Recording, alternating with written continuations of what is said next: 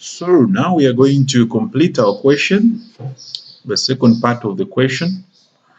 And this is question A2. Look at the emphasis on the question. Now we need to advise our company on the best way to invest available funds on the assumption that these projects are indivisible. On the assumption that these projects are indivisible. So the question is, how do we proceed? Which one of these projects are we going to undertake if they are indivisible? That is what we want to investigate now. So we get back to our working space. We'll get back to our working space now, and we try to work out what we expect now.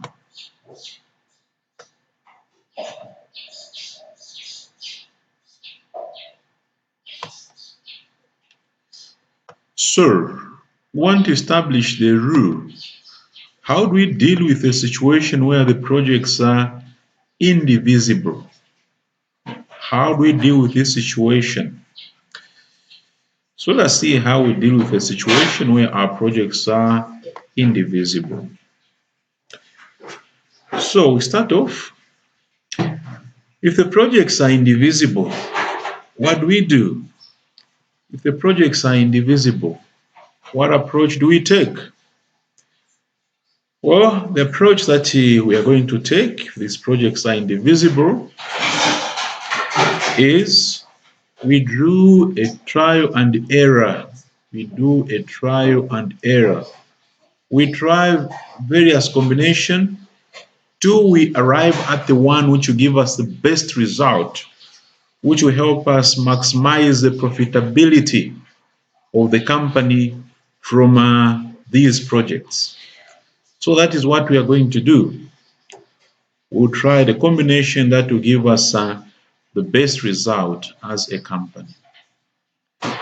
So we try various project combinations, but the clue is that the total amount of funds required for these projects must fit within what is available. In our case, the 800. So let's see how we're going to do that. Here's what we have. Possible project combinations. So here we've got possible project combinations. We can do project 1 and 2, or 1 and 3, or 2 and 3. So these are the three possible options that we have in combining these projects. Next to each project is the amount of money that is required to fund that project. So if you look at the first combination there, 1 and 2, 300 plus 450 give us 750.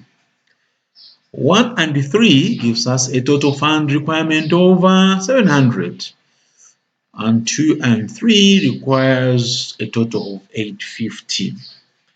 So if you look at this, then we can judge which ones are feasible. So the feasible combinations, of course, are 1 and 3, 1 and 2, which gives us 750, and also 1 and 3. So these are feasible. So we can either go for 1 and 3, or we can go for 1 and 2. But how do we finally decide? We finally decide by looking at the total NPV from this combination. Total NPV from this combination. So if we go for 1 and 3, which is the first one. So 1 and 3, this NPV plus that NPV gives you 19. If you go for 1 and 3, we get a total of 110. So between the two sets of combinations, then the second one, which is 1 and 3, gives us the highest profitability. So if these projects are indivisible, our suggestion is that we must go for which projects? 1 and 3, because 1, the two amounts required fits within the funds available. Not only that, the combined NPV is highest, when we go for 1 and 3.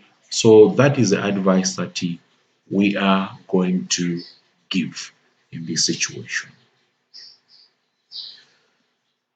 Thank you. So that completes our two workings. Now, next, we're going to look at much bigger questions involving all the items that we have covered so far.